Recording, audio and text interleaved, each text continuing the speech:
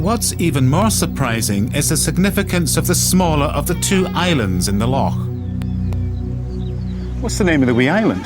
Eilean na Corley, which is Gaelic for the Council Island, and that's where they had their council meetings, and that's where the administration of the Isles took place. Every summer, vast numbers of people came here, and they could see their betters meeting on the island, but yet they couldn't actually get in the way. They had to see it all from a distance. This is really Parliament. It's a government, is it not? This lordship of the MacDonalds was like a separate state, which had the same sort of government apparatus as other great states in Europe. And it's what really marks out the importance of the lordship. Does the lordship, in a sense, represent an alternative Scotland? The Gaelic title, Lord of the Isles, can also be translated as King of the Isles.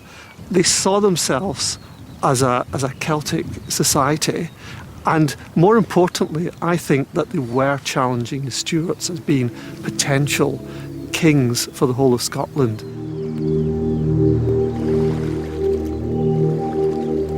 The Lords of the Isles had a deeply troubled relationship with the Stuart kings of Scotland, who were intent on imposing their authority on the whole country. But the MacDonalds' formidable military strength allowed them to keep the crown at bay.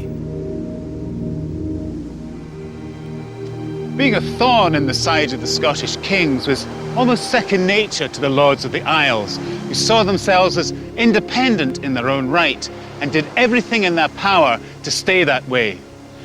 This struggle for independence came to a head in 1462, when John MacDonald, the fourth Lord of the Isles and chief of Clan Donald, entered into an alliance with Scotland's #1 enemy.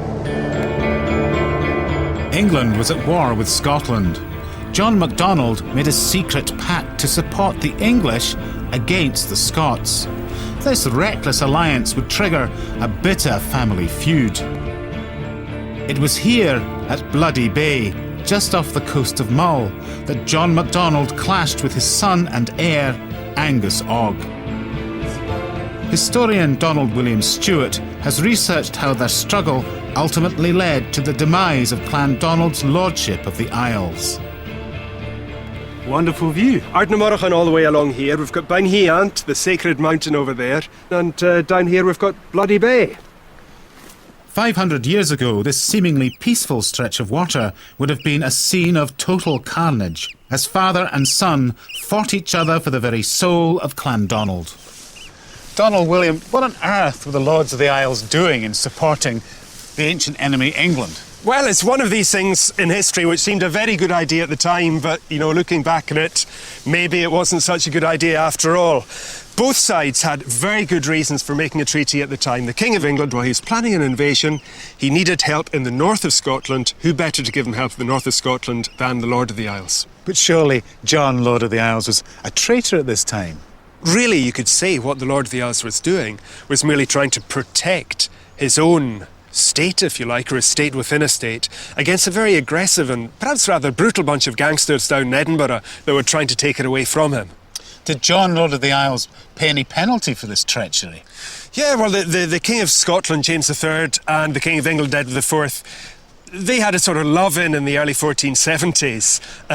Edward IV decided to dob in the Lord of the Isles. Lord of the Isles was found out. King of Scots had to do something about it.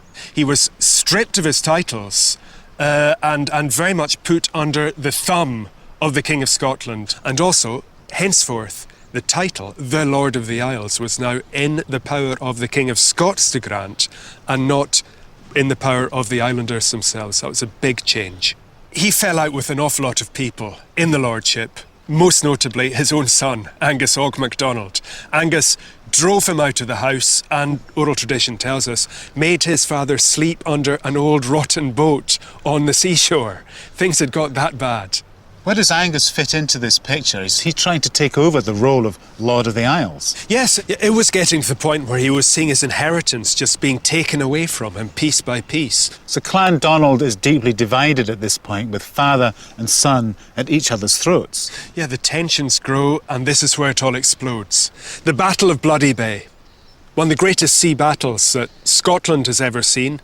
Perhaps one of the greatest sea battles of its time in the whole of Western Europe. And who won? In a sense, Angus Og MacDonald won because he beat his father. But the long-term losers were Clandonald as a whole. There's a lot of very expensive, state-of-the-art medieval naval technology at the bottom of this bay. It's estimated the MacDonalds lost up to half of their fleet at the Battle of Bloody Bay. And with the loss of this naval might, the lordship of the Isles would never be the same again. Without the backing of his clan, John remained Lord of the Isles only in name.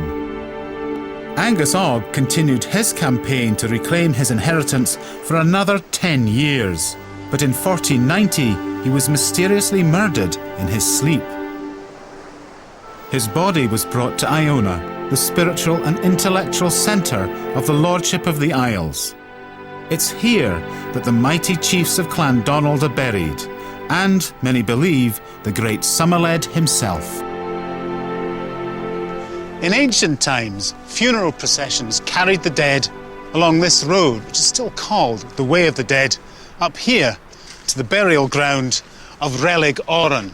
Now, St Oren's Chapel is a very beautiful, very simple building overlooking the Sound of Iona, and traditionally it's here that the great MacDonald chiefs, the Lords of the Isles, had their final resting place.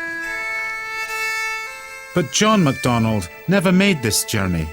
In 1493, he was finally stripped of his title by the King of Scotland. Poverty-stricken, the fourth and last Lord of the Isles died a few years later in Dundee, far from Clandonald's ancestral heartland.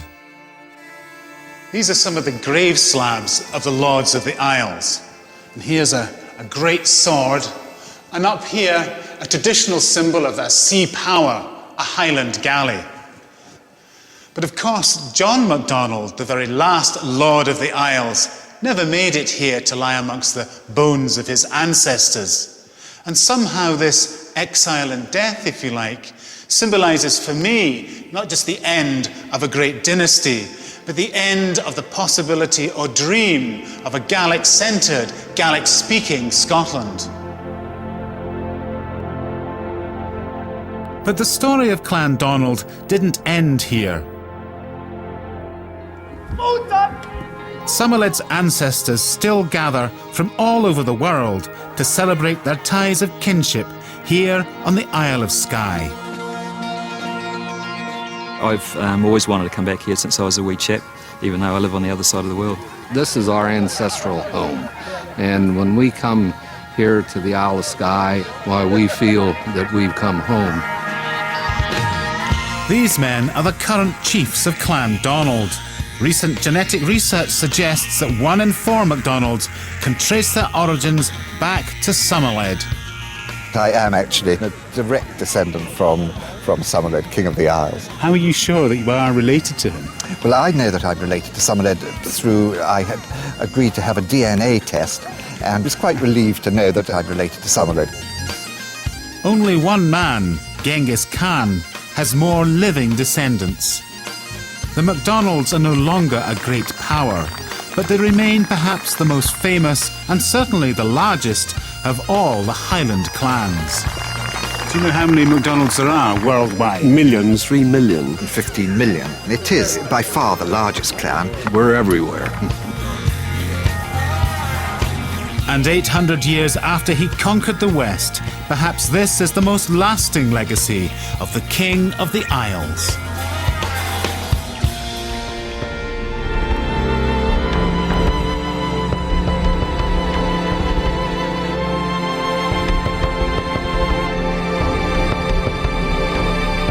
Next week, the story of the MacLeods at the same time, 8 o'clock on Monday, here on BBC Two Scotland.